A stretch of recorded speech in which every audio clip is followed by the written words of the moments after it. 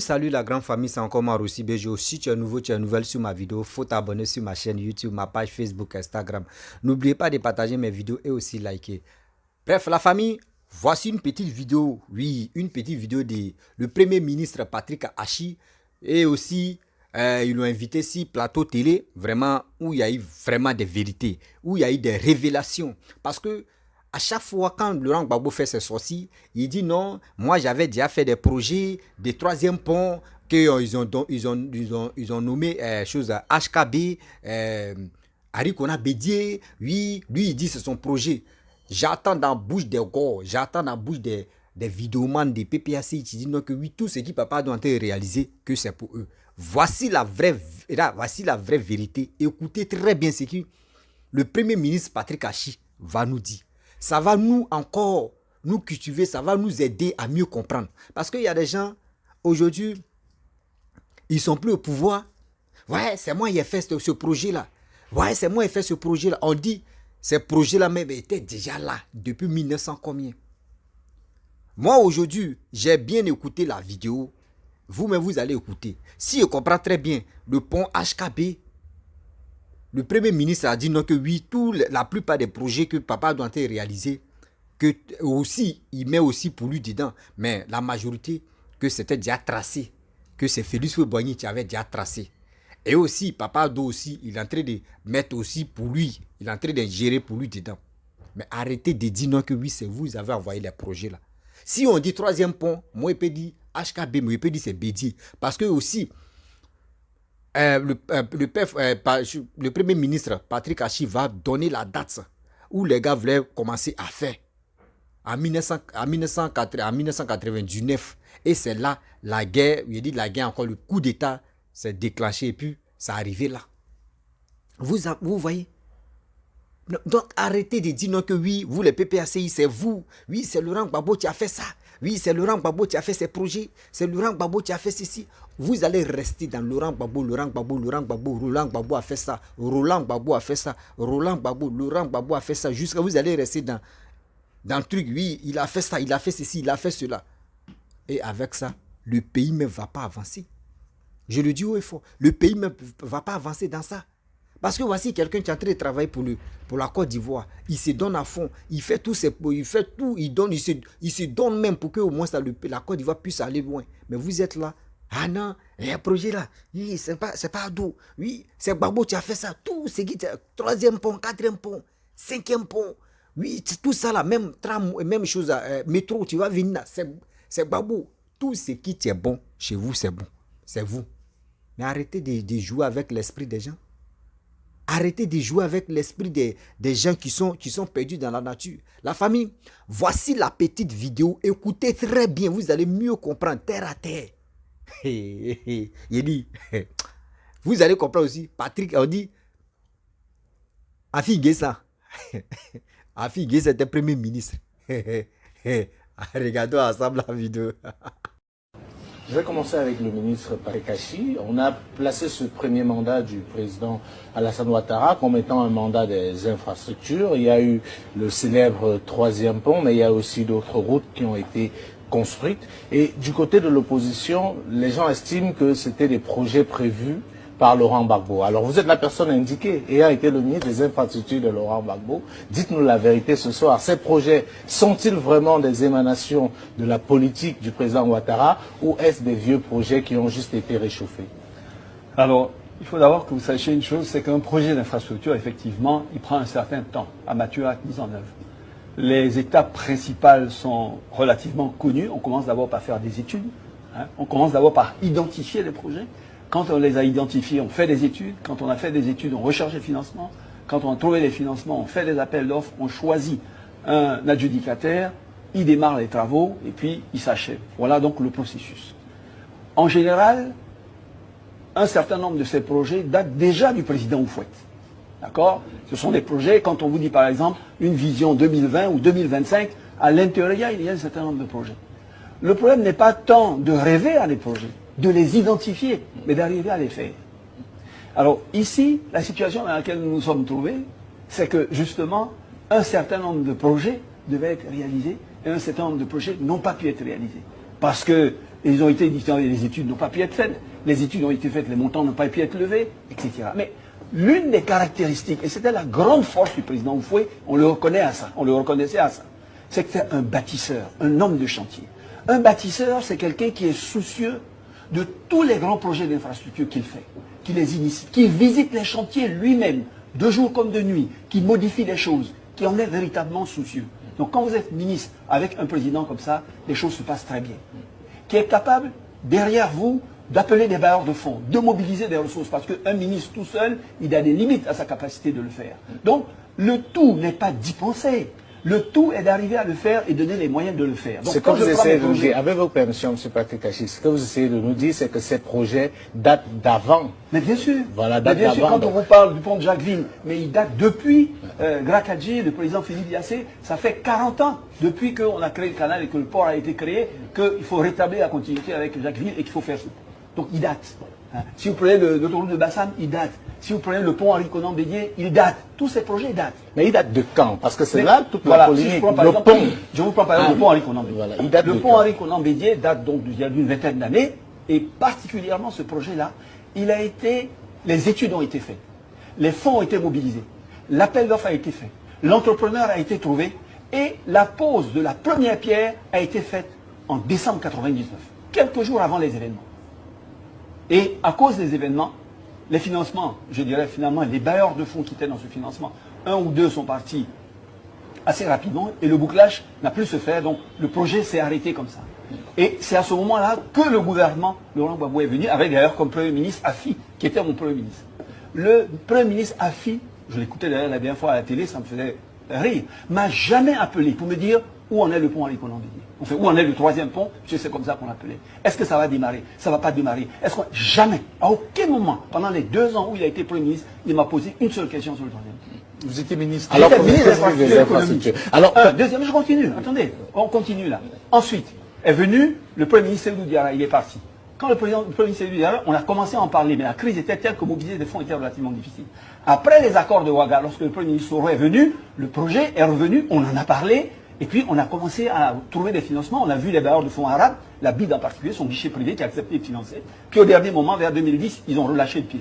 C'est quand on est venu en 2011 que, ayant saisi le président Ouattara, qui m'a demandé également où est-ce qu'on en était, parce que c'était un pont relativement important pour Abidjan, je lui ai dit, on est bloqué au niveau des financements. Il a appelé la BAD. Immédiatement, la BAD s'est dit chef de file. En l'espace de 6 mois, tous les financements ont été bouclés, le projet a démarré. Et ce projet, comme par hasard, qui est à côté de son domicile, tous les jours, il se passe 1 mois sans qu'il m'appelle. Où est-ce qu'on en est? Pourquoi ça n'a pas commencé? Et on a bouclé ce projet-là.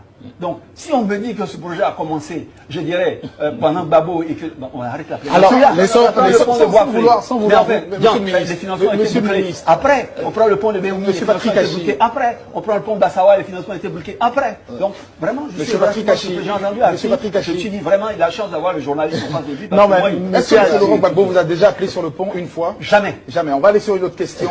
Je dis le chef du gouvernement, le président en copasse, mais Afi N'Guessan, chef du gouvernement, qui prend les pouvoirs, qui arrive avec un pont d'une telle importance, qui a démarré là, et qui a dit tout obligé de s'arrêter. Donc il suffit de rappeler les bailleurs de fonds, de rappeler l'entreprise, de s'asseoir avec elle, de négocier. Ce pont sera achevé depuis 2004-2005. La question à Salé Timoko. Monsieur le ministre, si je vous suis bien, vous avez dit qu'en décembre 1999, donc sous le président Bédier, le financement de ce pont était déjà bouclé. L'entreprise même était choisie. Était déjà choisi. Oui. Alors, ça me permet de poser la question au porte-parole de la Finguessan sur le plateau. Monsieur Dongo Assambo. On a écouté le candidat Finguessan à la télévision la dernière fois. Il a dit que le président Ouattara n'avait aucun mérite parce que c'était des projets du président Gbagbo Laurent. Tel que M. Patrick Kachi vient de nous rappeler, cela remonte à Oufou-Boigny. Alors, où se trouve la vérité? Au FPI. Je pense que M. le ministre vient de mettre corroborer tout ce que les Ivoiriens pensent. Parce qu'il vient de dire là que des projets étaient là, il y a eu les événements de 99, après il y a eu d'autres événements de 2002 qui ont pourri l'environnement économique et social et qui ont fait qu'un certain nombre de choses n'ont pas pu bouger. Je vais vous demander de vous Donc exprimer un peu plus fort. Oui. Il vient de corroborer ce que nous pensons et ce que le Premier ministre Afi a dit. Et il vient aussi de nous permettre de l'évaluer en tant que ministre, puisqu'il était là sous ces différents gouvernements, il vient de nous permettre de l'évaluer. Non, mais En il ne corrobore pas, ça vous plaît la parole, il ne corrobore pas. Le FPI dit le pont, le troisième pont, à Rikonan Bédié, c'est un projet du président Gbagbo Laurent. Lui, il remonte à la période du Faux-Boigny. C'est là que j'ai ma question. Je voudrais rappeler à toutes fins utiles, Monsieur Dongo Assanvo, que vous êtes quand même le secrétaire national du FPI, chargé des infrastructures et des grands projets urbains. Donc il ne corrobore pas, il dit que le projet remonte depuis Faux-Boigny. Donc c'est pas un projet de... Je précise une chose, il vient de dire tout de suite qu'effectivement, ceci explique cela puisque j'étais là. Alors la question que je vous pose, je suis le même ministre, c'est les mêmes projets. J'ai pendant 10 ans un président de la République. Je fiche absolument rien puisque je n'inaugure aucun projet. Et puis ensuite, de 2011 à 2015, transformé. Je fais les projets pratiquement les uns à la suite des autres. Pendant pratiquement 3 ans, on ne sort que des projets. J'ai changé fondamentalement. Qu'est-ce qui a changé? Quelle est la donne qui a changé? Alors, pas la crise. moi je propose que M. Dongo répond à la question. Monsieur Dongo, vous avez dit évidemment que l'attitude du ministre corrobore. Mais corrobore quoi exactement? Corrobore que ce n'est pas sous Ouattara que tous ces projets ont été exécutés. Nous sommes désolés, monsieur le ministre. C'est très bien. Oui, c'est ça qui corrobore. Je vous retire la parole. Oui. Non, je vous retire la parole. On va essayer de respecter le temps de parole de chaque représentant candidat. Allez-y, monsieur Assanvo, parce que ce que monsieur Hachi dit, c'est que même si les projets datent de longtemps, c'est sur Ouattara qu'ils ont été concrétisés. Et ça, c'est un fait. Non. Les projets n'ont pas été concrétisés. Non, on voit bien le pont. Écoutez, monsieur le ministre a identifié les différentes phases d'exécution d'un projet. Oui. Il a parlé d'identification, il a parlé des études, de la recherche de financement, jusqu'à ce qu'on choisisse l'adjudicateur et que finalement les travaux se réalisent. Il a donné l'exemple du président Henri Konan Bédié qui avait un certain nombre de projets et puis il y a eu les événements de 99. Nous, on avait aussi un ensemble de projets lorsqu'il y a eu les événements de 2002 qui ont perduré. Et monsieur le ministre était là. Écoutez, vous êtes ministre. Vous êtes ministre. Quand vous êtes ministre, vous devez faire preuve d'initiative. Vous devez faire preuve d'initiative. Vous n'attendez pas qu'un président vous appelle tous les matins pour vous dire où est-ce que vous en êtes. Et je ne suis pas sûr que ce soit le cas aujourd'hui. Maintenant, si le président actuel fait preuve de dirigisme pour en arriver là, bon, je suis désolé. Écoutez, toutes les conditions étaient réunies pour que le ministre Patrick Hachi arrive au résultat escompté. Quelles conditions? Les conditions de financement, les conditions d'études. Sur le président Gbagbo, le financement était bouclé? Ah oui, mais la vision était différente. Parce que le président Laurent Gbagbo a estimé qu'en plein cœur d'Abidjan, il n'était pas normal d'avoir un péage. Donc des études alternatives avaient été faites pour que la Côte d'Ivoire elle-même finance ce projet et qu'il n'y ait pas de péage là-dessus pour appauvrir les Ivoiriens. Et puis aujourd'hui, ce péage, déjà, la Côte d'Ivoire vient de décaisser près de 12 milliards parce que il y a eu un certain nombre de problèmes de trafic par-ci, par-là. Il y a des indicateurs qui existent. Les Ivoiriens risquent de payer ça pendant longtemps. Et cette convention de péage de ce pont Henri Konan Bédié, il faut qu'on le divulgue pour que les Ivoiriens sachent ce qui les attend. On l'a divulgué dans l'éléphant déchaîné. Ah bon? Sur l'éléphant déchaîné? Bon, vous me donnez le numéro pour que je lise. Mais j'ai lu, c'était pas consistant. Personne ne connaît la convention. De quoi on parle là? Non, monsieur Hachi, permettez qu'on modère le débat. Permettez qu'on modère le débat. Parce que là où on est, on n'avance pas pour les téléspectateurs. Permettez qu'on élève. C'est vrai on va vous relancer. Monsieur Patrick Hachi, permettez, on va vous relancer. Et justement, je vous relance. Parce que dans ce que monsieur Assanvo semble dire, c'est qu'il y a eu peut-être de la mauvaise volonté de votre part de faire avancer ces travaux pendant que vous étiez dans le gouvernement Gbagbo. C'est bien ça. Vous veniez d'un parti. Mais je ne dis pas mauvaise volonté. Est-ce que c'est le cas? Est-ce qu'on peut imaginer qu'il y a eu une volonté de saboter le travail de ce régime-là à un moment donné? Non, mais très honnêtement, toute considération, est-ce que quand vous me voyez travailler, je ressemble à quelqu'un qui sabote un travail? Un certain nombre d'entre nous qui sommes dans ce gouvernement Ouattara, la première chose qui nous caractérise, c'est l'amour de notre pays. C'est le sens du travail bien fait. C'est le dévouement pour la cause commune de faire émerger notre pays. Vous me voyez, moi, amoureux des projets, technicien par essence, rester là à ne rien faire et à laisser les projets mourir. Mais qu'est-ce qui s'est passé concrètement sur cette affaire du pont? Puisque vous nous dites vous-même qu'en 1999, les financements étaient bouclés. Est-ce que vous aviez besoin qu'on vous bouscule pour le faire? Pourquoi vous n'avez pas pris vous-même l'initiative à un moment donné? Il y a quand même eu le coup d'État en 99. C'est ce que je suis en train de vous dire. Ne pas oublier. C'est ce que je suis en train de vous dire. Il y a celui de 2002 aussi, il ne faut pas l'oublier.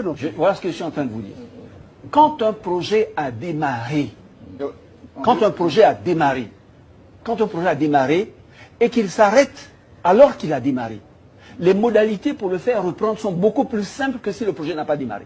Je vous dis que le pont Henri Konan Bédié, en décembre, la première pierre a été posée. Les entreprises ont mobilisé leurs équipements ici à Abidjan. Le personnel est arrivé, était sur le chantier. C'est uniquement parce qu'une banque qui a financé, qui a contribué à 5 milliards, Banque Austria, a décidé de se retirer, que ce montage de 150 milliards ne tenant plus, les gens sont restés pendant 1 an à attendre pour voir qu'est-ce qu'on faisait. Il eût fallu simplement qu'une autorité de l'État, le président de la République, le Premier ministre, convie ces personnes, leur donne les garanties nécessaires pour que les gens continuent le chantier. Ce qu'un ministre ne peut pas faire. Il n'a pas, je dirais, ces épaules-là. Il ne peut pas donner ces garanties. On va peut-être terminer. Je donc vous dis, ce que je vais vous dire, c'est qu'il ne faut pas que les gens qui ne sont pas des bâtisseurs de nature se prennent pour des bâtisseurs. Je dis que AFI, vous voyez avec le Premier ministre Duncan, il ne se passe pas 2 mois sans que le Premier ministre Duncan et moi soient en train de visiter un chantier. Pratiquement, on passe notre temps à ça. Mais on pose la première pierre d'un chantier, et puis pendant la vie du chantier, on le visite. En 2 ans, je n'ai effectué aucune visite de chantier avec AFI. Je dis bien aucune, je vous mets au défi. Alors, on va arrêter ça. Alors, j'aimerais vous donner la parole, peut-être Jean-Jacques Barrot, on va au peut-être représentant du votre FPI. question pour terminer évidemment sur le débat des infrastructures. Alors, j'ai envie de poser la question, Monsieur Dongo Assonvo. On a l'impression justement que le FPI s'agrippe sur un certain nombre de choses. Est-ce que la finalité, c'est pas que le pont soit fait, quel que soit par qui il a été fait, en fin de compte? Est-ce qu'au lieu de proposer quelque chose de différent, de nouveau, le FPI ne gagnerait pas justement à oublier cela et à arrêter un peu de se plaindre? Non, mais il ne faut pas non plus que le pouvoir pense que c'est lui qui a réalisé ce 3e pont. La réalisation, les faits disent la que réalisation d'un 3e c'est sous pont, Ouattara quand même que les fonds ont été mobilisés. la réalisation d'un pont, il est multi-annuel. Il est multi-annuel. Sa réalisation peut se dérouler sur 5 ans, 6 ans. Et chaque gouvernement passe et apporte sa pierre jusqu'à ce qu'on soit dans ce contexte-là et que finalement il soit réalisé. Parce qu'en face, vous avez une opposition civilisée qui a créé les conditions de l'environnement politique pour que le pouvoir puisse travailler sainement. C'est ça qu'il faut comprendre. Mais lorsque la gouvernance, le gouvernement de Laurent Gbagbo a été attaqué plusieurs fois, le ministre vient de corroborer que le pont n'a pas été réalisé parce qu'en 1999, il y a eu un coup d'État. C'est ça qui a empêché. Le FPI n'était pas au pouvoir. Oui, mais ça n'a pas été réalisé parce qu'il y a eu un coup d'État. Hein? C'est après que le FPI a créé en 2 ans les conditions pour que les bailleurs de fonds reviennent. Et c'est qu'en 2 ans, nous avons créé toutes les conditions. Et c'est après que la guerre a commencé, à l'issue de la même 2e année que la guerre a commencé. Et l'environnement. Monsieur Dongo, essayez d'expliquer ici sur ce plateau quelles sont les conditions que vous avez créées vous savez très bien, les bailleurs de fonds. Vous savez très bien qu'après 1999, tous les bailleurs de fonds sont repartis. Non, citez-nous quelques conditions. Oui, mais c'est ce que je suis en train de vous citer. On connaît tous les bailleurs de fonds sont repartis, ont suspendu le financement. Même si elles étaient là, elles ont suspendu. Tous les bailleurs de fonds ne sont pas partis. L'Union européenne, on connaît l'histoire des 18 milliards qui a conduit l'Union européenne. Les conditions, c'est que quand le pouvoir, Laurent Gbagbo est arrivé, pour parler un peu simple, pour que les Ivoiriens connaissent, la Côte d'Ivoire était au 3e, au 4e sous-sol. Et il fallait donc ramener ce pays à un niveau acceptable pour la communauté internationale. C'est ce que nous avons réussi à faire. Et on était en train donc de réaliser vraiment les véritables projets de notre gouvernance lorsque, malheureusement, parce qu'il y avait une opposition guerrière, il y a eu le coup d'État de 2002 qui nous entraînait dans une crise longue. Alors, d'abord, tous les bailleurs de fonds n'étaient pas partis. L'AFD, la BAD et la Banque mondiale, parce que pendant la période de crise, on n'a pas payé, je dirais, les arriérés, on a été en défaut et ils ont suspendu selon des procédures normales. Maintenant, les banques arabes étaient là, le fonds coïtien, le fonds saoudien, le fonds d'Abu Dhabi, la BADEA, la Banque arabe de développement, le fonds de l'OPEP, ils étaient là. Et justement, pendant la crise, le pont de Jacquesville a été bouclé par des financements. On était en crise. Donc, pendant une crise, on peut lever des fonds, on peut boucler un fonds, et là, il se l'approprie puisque le pont de Jacquesville, effectivement, a été bouclé pendant qu'il était là. Mais le pont de Jacquesville avait déjà commencé. Quand? Les pieux étaient visibles. Lorsque vous êtes arrivé, lorsqu'il y a eu le gouvernement Ouattara, les pieux étaient visibles sur le pont de Jacquesville. Monsieur le ministre, je suis un sachant. Ça veut dire que les travaux avaient déjà commencé. Oui, mais est-ce que c'est pas C'est ce que le ministre contradictoire? Patrick Hachi est en train de Voilà. dire, Ah non. justement. Est-ce que c'est pas contradictoire? Il disait que rien n'avait commencé. Dans le temps, vous dites que parce qu'il y avait une crise politique, on ne pouvait rien faire. En même temps, on constate que pendant qu'il y a cette crise, il y a un pont qui commence à être construit. Oui, parce que, Est-ce que ce n'est pas le contradictoire? président Laurent Gbagbo est un génie.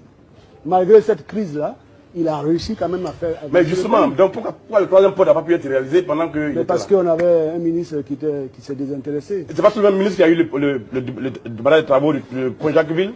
Oui, mais parce que maintenant, il est dans un camp qu'il arrange. Alors, C'est ça qui est la vérité. Jean Barol, on va sortir parce que sur le plateau, Monsieur le ministre Patrick Hachi, faut qu'on sorte de là. oui, on termine là. Je vais poser... J'aime bien l'exemple. Bref, la famille, vous avez écouté hein, ce que le Premier ministre actuel, Patrick Hachi, a dit. Et aussi le nom des choses, comment dirais-je, Afin Guessin est sorti dedans. On dit quand Afin Guessin était Premier ministre, est-ce que Premier ministre Patrick, comment dirais-je, Afin Guessin, Patrick Hachi dit, Afin Guessin ne l'a jamais appelé pour dire non que, le projet des troisième pont là, on en est où? Vous-même, vous avez attendu. On en est où avec ça? Donc ça veut dire, eux ils sont venus au pouvoir pour distribuer de l'argent ou soit pour faire la java. C'était le problème. Quand tu leur parles, on dit, oh c'est la guerre. Oh c'est la guerre. Oui c'est enveloppe blanc. Oh c'est enveloppe vide. Enveloppe vide. Voici les révélations. C'est en train de... Il dit, la fois dernière, quand Afin Guessin parlait, Papa Patrick Hachi était assis et puis il regardait, puis il riait son. Il dit, eh Seigneur, c'est des Ivoiriens qui n'ont rien encore compris. Ceux-là, ceux-là,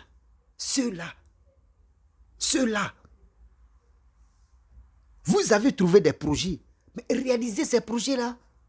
Vous êtes obligé de mentir, faire croire aux gens que oui, ce projet que d'autres viennent en train de réaliser, vous dites que oui, c'est pour vous. Mais c'est quand vous allez quitter dans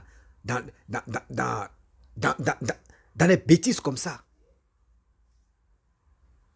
Quelque chose que tu n'as pas fait. Tu n'as pas fait de projet. Tu n'as pas réalisé. Mais tu restes dans ton coin. Tu dis, moi j'ai trouvé ça. J'ai fait ceci, j'ai fait cela. Laurent Gbagbo même, il a dit, la fois dernière, il a dit non que oui. Lui, il est d'accord qu'on envoie une chose comme un capital à Yamoussoukro. Oh yeah, lui-même il s'est imposé pour dire que ce n'est pas normal qu'on envoie capital à Yamoussoukro. Vous voyez des gens, toi tu n'es pas au pouvoir, c'est toi tu veux qu'ils n'ont qu'à envoyer capital à Yamoussoukro. Mais quand tu étais au pouvoir, pourquoi tu n'as pas envoyé capital à Yamoussoukro? C'est des gens qui viennent au pouvoir après les règnes et c'est là maintenant ils se rappellent que oui, c'est ça là on devait faire, c'est ça là on ne devait pas faire, c'est ça là on devait faire. Mais ça c'est humiliant, ça là c'est quoi ça? Ça là c'est quoi ça? Avec ça là vous voulez encore venir au pouvoir, mais comment vous voulez qu'on vous fasse confiance encore? Comment vous voulez que nous là, on vous donne encore une chance de venir au pouvoir? On dit avant de... Prenez-nous au sérieux. Oui, prenez-nous au sérieux. On n'est pas des ignorants. Mais nous aussi, on a une tête pour réfléchir. On a une tête pour réfléchir. Arrêtez de rester dans l'obscurité, mentir aux Ivoiriens que oui, ce projet qui est en train de se réaliser là, que c'est vous. Oui, c'est vous. Oui, ce projet-là, c'est vous. Oui, c'est vous, c'est nous, on a fait ça. Oui, c'est nous, on a fait ceci, c'est nous, c'est pas vous. Même si c'est vous-même, vous avez fait ces projets-là, mais qui a été réalisé? Qui a été réalisé? Moi, j'ai parlé, hein, j'ai fini de parler, mais est-ce que je l'ai réalisé?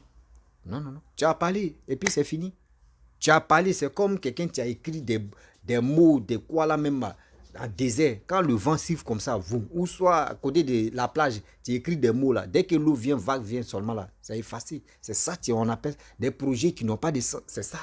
Projet qui n'a pas de suite là. C'est ça. Mais regardez ce que papa est en train de faire. Jusqu'en lui-même, il modifie, il met pour lui dedans. Il fait ceci, il met pour lui dedans. Pour qu'au moins cela, ça puisse encore aller de l'avant. Respectez ceux qui travaillent. Respectez ceux qui se donnent. Qui veulent vraiment que la Côte d'Ivoire se développe. Respectez ces gens-là. Oui, respectez-les. Respectez-les quand même. Il a dit au fur et à mesure, bien avant qu'on va rentrer en 2025 là, il y a des révélations. Il dit, il y a des vidéos mais qui vont sortir, il y a des révélations qui vont être aux yeux de tout le monde là. C'est là que les gens vont comprendre que la plupart de nos dirigeants là, surtout de nos dirigeants ivoiriens, il n'est pas dit africains seulement, moi il n'est pas de Côte d'Ivoire. Côte d'Ivoire là, vous allez mieux comprendre. Bédier, lui, il est au courant que lui, il n'a pas fourni effort, hein. Lui, n'a pas trop travaillé là. Donc, les trucs comme ça, lui, il est dans son coin. Il prie son bon Dieu, comment il va boire son vin, et il va venir au pouvoir, et puis sa fille. C'est ça. Mais toi, tu n'as pas travaillé, tu es là, tu es en train de parler ici. Lui, là, mais quand tu es au fur et à mesure que tu sors, Laurent Gbagbo, tu sors, tu parles là, il y a des gens qui vont venir casser les papos. Oui. Il y a des gens qui vont venir casser les papos pour dire, quand tu étais au pouvoir, voyez ce que tu as fait, voyez ce que tu as fait, voyez. C'est là maintenant, là. Ton derrière va, c'est méchant. C'est méchant. La famille, vraiment, vous-même, vous avez écouté, hein. Vous avez vraiment écouté. Ça fait honte. Oui, ça fait honte, ça fait pitié de voir ces gens-là en train de dire de n'importe quoi. Et en train de mentir aux Ivoiriens qu'eux peuvent faire ça, eux, ils ont fait ça, ils ont fait tel projet, ils ont fait ceci, ils ont fait cela. C'est zéro. C'est zéro. Les gars n'ont pas de projet. Et je le dis, les gars n'ont pas de projet. Donc ils n'ont qu'à arrêter de nous mentir. La famille, vraiment, si tu es nouveau, tu es nouvelle sur ma vidéo, il faut t'abonner sur ma chaîne YouTube, ma page Facebook, Instagram.